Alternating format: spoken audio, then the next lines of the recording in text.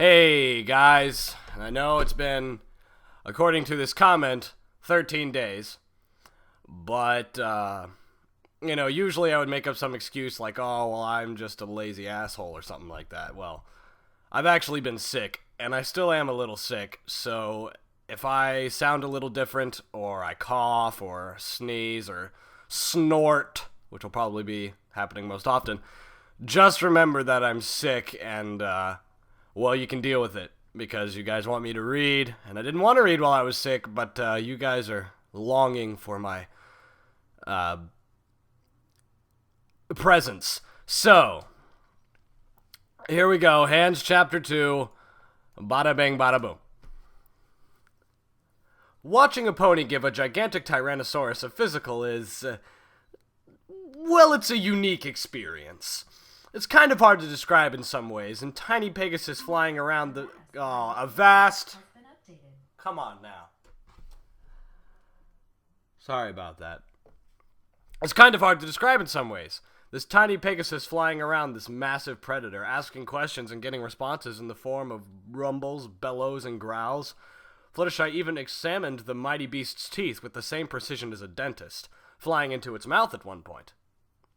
Well, you're in pretty good shape, Fluttershy said at last, but try to get more soy in your diet from plant eaters that eat it. And don't hunt so close to Ponyville. You don't want lightning shot at you again, do you? The Tyrannosaur rumbled a negative, and then looked over at me. I stood very, very still, hoping it wouldn't see me. I mean, okay, slim hope, but you can't blame me for trying, right? That stupid movie. The T-Rex growled, and Fluttershy nodded. She looked over at me as well. Oh, I'm sure he didn't mean those things, Fluttershy said with an encouraging smile. But I'd still be willing to apologize. If you want to? Apologize? Oh, sure, I said quickly. I didn't mean to call you fat and gluttonous. Very sorry. The monster seemed to accept this, and with a turn of his mighty head, it headed back to the Everfree Forest. Fluttershy smiled brightly at me. See, was that so bad? I crossed my arms over my chest and scowled at her. I still could have been eaten. Oh no, I wouldn't have let her, Fluttershy said with a smile. She frowned and rubbed her hooves together, looking nervous. You didn't think I would you? I sighed, reached over, and patted her on the head. Of course not. Not for very long. She sighed happily as my fingers brushed over her scalp, and I quickly pulled my hand back. She actually pouted.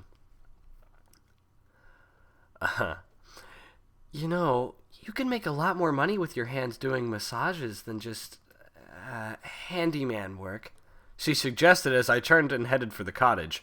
She followed along, hovering so her eyes were at my level. I avoided making contact, though. Yeah, and then I'd get 100 mares like Twilight wanting to do science with me, I said flatly. Fluttershy giggled. Oh no, she just wanted to help you feel more comfortable. After all, you did help her, relax. My hand met my face. The incident was not as risque as it sounded. Really. I had recently found myself in Ponyville with nothing more than the clothes on my back and a quickly useless cell phone. I had been allowed to stay at Twilight's treehouse while she did research to live off her stipend. To be honest, that didn't sit right with me. I hate living off of other people. Being a freeloader, really, truly bothers me, to the point I have done stupid things to make money to prove myself useful. In this case, during a late-night study session where Twilight had heavy bags under her eyes, I had volunteered to give her a massage. A nice, friendly, simple massage. I've given them to my girlfriends, and the general consensus was that I was pretty good at them. Not that that was on my mind when I set to relaxing Twilight. No, not at all. At least, not until she let out a very, throaty, very human, very aroused-sounding moan as my hands had worked out the kinks in her back. And then another, and another, and another, and then I stopped, but she insisted I keep going, and that's when I locked myself in the bathroom. Well, to avoid a long, uncomfortable story, I moved to Fluttershy's home. Let's just have lunch, and then I'll resume work.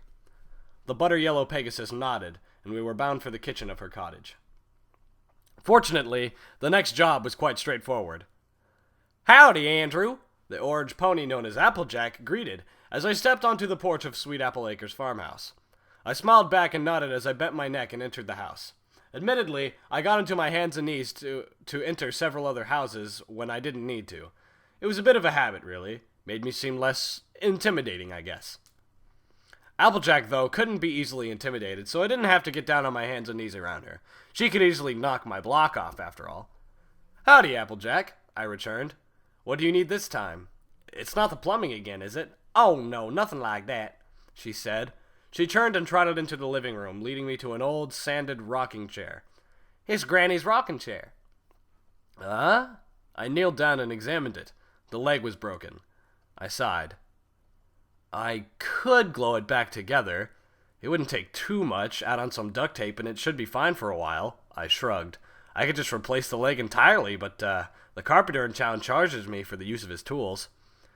"Well, a little duct tape never hurt no pony," Applejack mused. "But the way she rocks it..." "Ha, yeah," I nodded. "Well, I'll keep it down as much as I can. Shouldn't be too much." Applejack nodded with a smile. "Sounds good to me. I was wondering if you could do something else for me while we're here?" Sure, yeah, what?" I asked with a smile. Applejack winched and stretched out her right back leg. "My back leg. It's been stiffening up something fierce. Mind taking care of it?"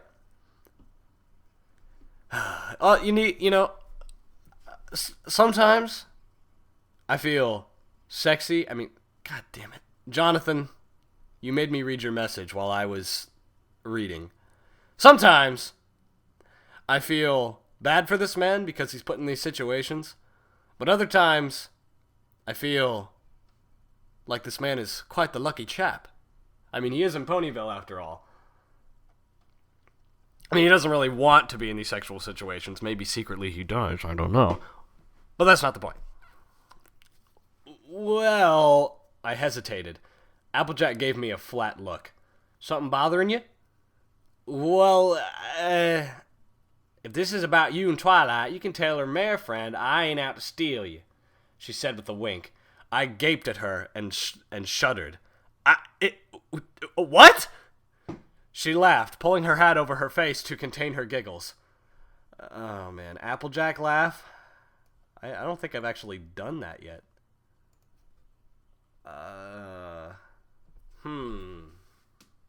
Applejack laugh.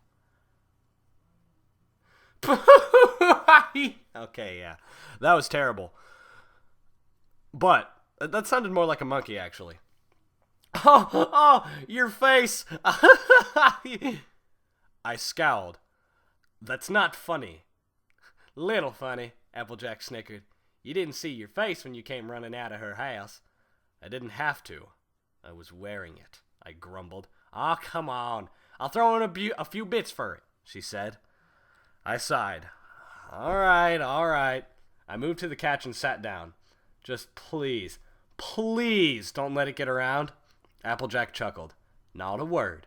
She turned around and backed up, lifting her afflicted leg up. I set it down in my lap and brought my hands down to it. I rubbed up and down it, very businesslike. Okay, here's where things get saucy. "Oh," Applejack groaned. I grimaced and found the stiff muscle. I applied a massage, very mechanically, very focused just on that one muscle. "Would you please stop that?" I begged. Applejack coughed and looked to the side. "Sorry," she mumbled.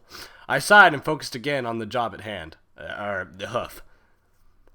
There was a joke in there somewhere, and I really wanted to make it. It would be less uncomfortable than this situation. What the hell would any pony walking in here make of this? Applejack? Is there some pony in there?" An old Waverly voice asked. I opened my eyes and looked over at the door to the kitchen. Old Granny Smith hobbled into view. "Just getting the leg muscle worked out, Granny," Applejack said with a smile. "Yes. Hello, Granny Smith."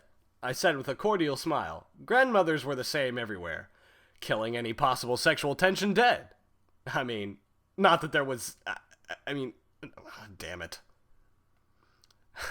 I like this guy. Granny hummed and trotted over slowly, coming right up to the side of my lap. No.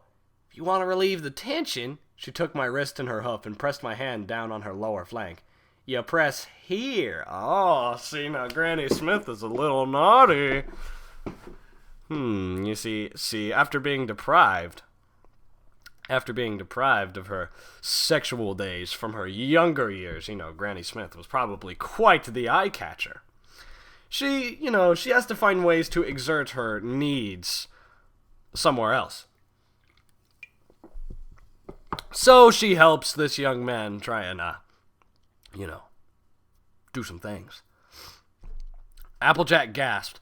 Her leg snapped up, and my vision was filled with the stars and flying debris of a wooden wall. Or was it the other muscle? Granny asked, quiet through the ringing in my ears. I wondered if I died. When I ended up in Equestria, I thought I'd died and gone to heaven. I'd woken up in a beautiful meadow, wildflowers stretching as far as the eye could see, and gorgeous mountains in the distance. A bright blue sky with only a few clouds above, and a sun shining bright. Oh, that would be really nice. If you would just die and then wake up to that, that would be beautiful. More than all this beauty was the fact that my allergy seemed to be non-existent. I could look upon the full beauty of heaven as it was meant to be appreciated, like in the Narnia books. Then a giant monster had attacked, and I had run screaming through the forest like a total spaz, crying out, God, what the hell is your problem? Didn't I suffer enough while alive? At which point he thought he was in hell. Which is when I ran into a purple unicorn, who scared off the horrible monster with a blast of light from her horn. I was thus wondering if I was not, in fact, dead, but rather on drugs. I had never even tried pot before. Give me a shot of something hallucinogenic, which pot was not, and I might see anything. But no, I wasn't on drugs. I was in another world, ruled by talking magic ponies an unknown distance from Earth. It could be in another universe for all I know, which seems kinda lazy. What, our universe isn't big enough for a planet ruled by talking ponies who speak English with similar stars to ours? Hey, I'm just saying. It's somehow less depressing to think that I'm in a distant part of the universe than in some other universe entirely. Andrew? Andrew, can you hear me? I managed. I slowly opened my eyes. I saw the concerned faces of Applejack, Fluttershy, Twilight, and Nurse Redheart, judging from the smell and look of the room. I was in the hospital. I tried before realizing I couldn't move my jaw. My eyes widened. Oh! I'm sorry, so sorry. I'm so sorry, Andrew, Applejack cried. I didn't mean to break your jaw. Don't worry, it won't be for long, Nurse Redheart said with a smile. Miss Sparkle used magic to speed up the healing. Well, I was coming up to Sweet Apple Acres anyway, Twilight said modestly, rubbing her cheek with an embarrassed smile. She glanced at me and coughed. Don't look at me like that. I wasn't trying to do anything. What kind of? Redheart asked, but something fell over in the back. Oh my, something seems to have fallen, Twilight said. Redheart frowned, but she headed back to check on it as Twilight smiled nervously. I glared at her, as did Applejack. So, I'm going to do research to see if I can help you heal faster, Twilight said with a smile. Don't you worry. Wait. She trotted out. Applejack sighed. Drop something alien and strange in front of her and she goes nuts, the apple farmer said. Really, I'm sorry, Andrew. I didn't mean to kick you. I managed to nod to her and a wave of my hand to try and let her know that there were no hard feelings. Applejack sighed. Good. Don't worry. Y'all have a nice big heaping pile of apple family cooking waiting for you when your jaw's all better. She smiled cheerfully and nodded before heading out. Fluttershy smiled and nodded as well. I'm sorry, but I have to go as well. I've got work to do with some nice, fluffy bunnies. Don't worry, you're covered for rent for the next month, though, she beamed. Applejack paid me. So, I thought, if Equestria is a place filled with friendship and kindness, and Fluttershy is the element of kindness, yet she's making this guy pay for rent, I don't buy it. Well, that was nice of her. I waved to her, too, as she headed out of the hospital room, the door closing behind her. I sighed and leaned back, trying to relax. After all, this wasn't too bad. I wouldn't be out long. My rent was paid up. I wasn't in the hooves of twilight. Still on an alien planet far from home and filled with confusing feelings with a broken jaw. But still, it could be worse. Much worse. Funny, nothing was happening. Maybe fate had more self-control than in my universe, world, or whatever. I closed my eyes, took in a deep breath. I sat up and looked around suspiciously. No, nothing. Just the opening and closing of the door as Nurse Redheart slipped out. I sighed and laid back, my head hitting the pillow. Hi! Said a voice right next to me. I jumped, nearly toppling out of bed if not for the guardrails. I looked over with horrified eyes at Pinkie Pie, who had been laying in bed next to me with a bright grin. I just imagined, since his jaw's broken, it's kind of loose, he freaks out, and he rolls over, and his jaw just kind of hangs to the side. I don't know. That was very comedic in my mind. Surprise! She said, jumping out and throwing confetti in the air. Don't you worry. I'm here to cheer you up. She grinned and pulled a cake out from behind her back. Starting with cake! Even though you can't eat. I stared at her. She grinned back. I stared longer and pointed at my jaw. Her mouth made an O of understanding, and sheepishly she put the cake behind her back. Oh, right. Sorry. Forgot. She rubbed her chin. What are some fun things we can do since you don't make any noise? My eyebrows rose as a little smile came over her face. I backed up to the end of my bed, my hands held up in front of me as she crawled into the bed. Oh, God. You see, every single part in this story is, suggestively sexual, but you can't really, since they've made everything a little bit sexual so far, you have to assume that something sexual is going to happen next. So I can only assume that Pinkie Pie is going to, treat Andrew to some nice, I don't even know what to say next. I was trying to think of something really witty and funny to say, but I couldn't think of anything. Don't you worry about anything, Andrew. Nurse Pinkie Pie is going to make everything better. She grinned.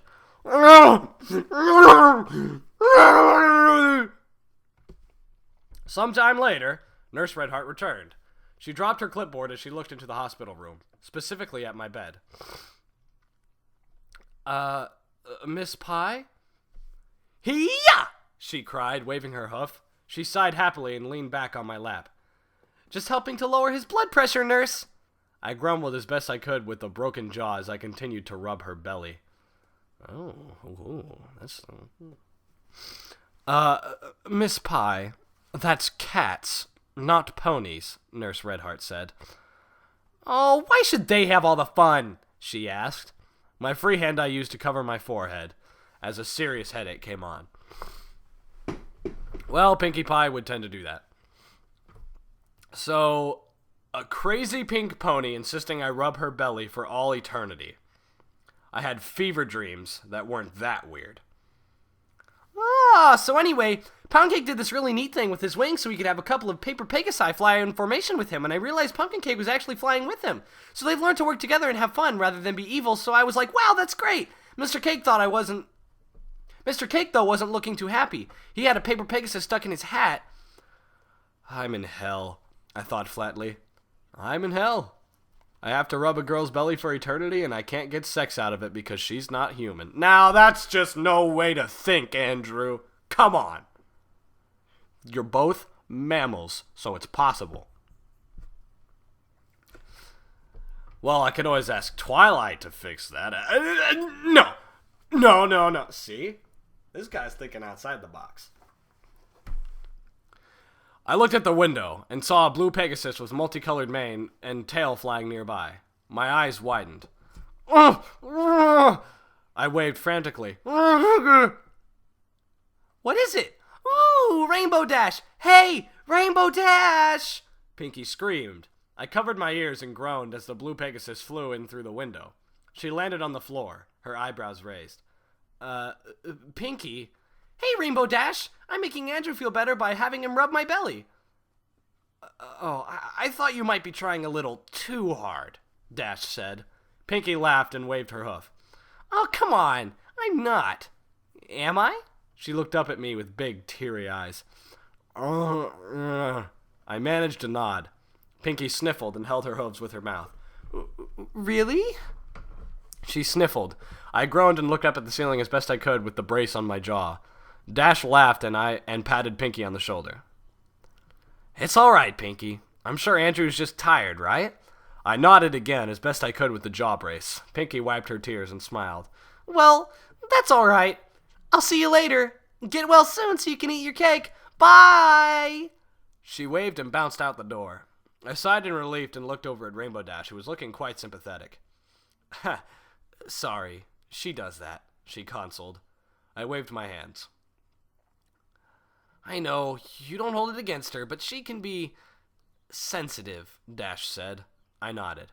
Now, since I'm here, she said cheerfully, I need your hands. I stared at her. Dash shrugged. What? It's your jaw that's injured, not your hands. She held up a jar of pickles. Can you get this open? I got on my knees, crawled over to the foot of the bed, and pulled up my chart. I flipped the pages and showed it to her. I pointed the line that stated bed rest several times. Now, come on, don't be a dick about it. She just wants you to open a jar of pickles. Come on, Andrew. Oh, come on. It's just one little jar I'm asking you to open, Dash complained. Come on, please. Just one. I sighed again. I put the chart back, sat back in the bed, and held out my hands expectantly. Dash smiled and hooved the jar to me. Thanks, she said cheerfully. I tucked the jar into the crook of my arm and gripped the lid tightly. I turned it hard. Ugh. The lid popped. I held the jar to her. Dash scowled. You can't just remove the lid entirely? I scowled at her. Dash coughed and held her hooves up. Never mind. I've got it. She took the pickle jar with a smile. Thanks. So, can I get the mayonnaise jar open next? I glared. Kidding! Kidding! Yeah, that Rainbow Dash voice at the end there wasn't so hot. But, that was chapter 2. So, there you go. The next chapter has how many... Oh, I can't tell how many letters or characters or words it has. That's right, words. I can't tell how many words it... Oh my god, 5,456 words. Well, I'm uploading that probably either tomorrow or Friday or some other time. I don't know, but I'll upload it. And I'm not going to like it, but I'll do it for you guys. Alright, see you next time.